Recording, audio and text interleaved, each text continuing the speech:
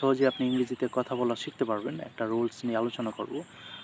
সেটা হচ্ছে উইল আছে যেখানে ভবিষ্যৎকাল সেখানে, অথবা ভবিষ্যৎকাল যেখানে উইল আছে সেখানে। ওকে, দ্যাট মিন্স আমরা ভবিষ্যৎকালের বাক্যগুলো বলতে উইল ব্যবহার করব। আই এর পরে উইল প্লাস ভার্ব, এটা দ্বারা বোঝাবে আমি কিছু করব। যেমন আমি যাব, তাহলে আই উইল গো। আমি খাবো, আই উইল ইট। এরকম আমি পড়ব, আই উইল রিড। আমি শিখব, আই উইল লার্ন। হ্যাঁ, তো আমি ইংরেজি শিখব, আই উইল লার্ন ইংলিশ। ওকে, আমি বই পড়ব, আই উইল রিড বুকস। ওকে, আমি একটি কবিতা লিখব, আই উইল রাইট। আমি লিখব, আই উইল রাইট। আমি একটি কবিতা লিখব, I will write a letter. Okay, so it's very easy to make future independent tense. Okay, তো খুব সহজে আপনি হচ্ছে আমি যাব, আমি খাবো, আমি পড়বো, আমি লিখবো, আমি শিখবো, আমি দেখবো, আমি খেলবো, এই ধরনের বাক্য বানাইতে পারবেন। দেন আমি খাবো না, আমি যাব না, আমি পড়বো না, নেগেটিভ বাক্য বানানোর জন্য আপনাকে জাস্ট উইল নট বলতে হবে। যেমন আমি খাবো না, আই উইল নট ইট। ওকে, আমি যাব না, আই উইল নট গো।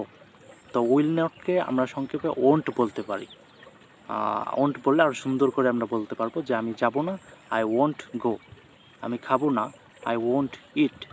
আমি পড়বো না, আই ওন্ট রিড। আমি লিখবো না, আই ওন্ট রাইট। আমি শিখবো না, আই ওন্ট লার্ন। ওকে, তাহলে আমি চাইনিজ ভাষা শিখবো না, I won't learn Chinese language. Okay, আমি বই পড়বো না, আই ওন্ট রিড বুকস। আমি একটি গল্প লিখবো না, I won't write a story. Okay, so it's very easy to learn English, right?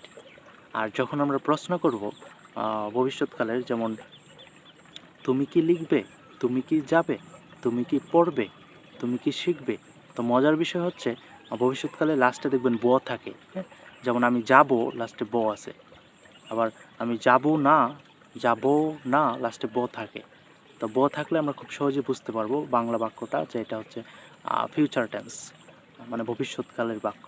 ওকে, তাহলে তুমি কি যাবে, এই যে লাস্টে ব আছে, বে। হ্যাঁ, তো তখন হচ্ছে প্রশ্ন করার সময় আমরা উইলটা প্রথমে নিয়ে আসব। তুমি কি যাবে, উইল ইউ গো। তুমি কি খাবে, উইল ইউ ইট। তুমি কি পড়বে, উইল ইউ রিড।